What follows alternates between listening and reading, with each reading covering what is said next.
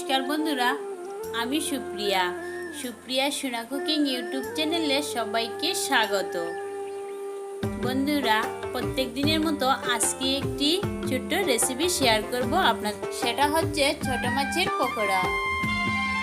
बंधुरा पुरो भिडियोटी देखार अनुरोध रइल। तो चलुन देखिनी।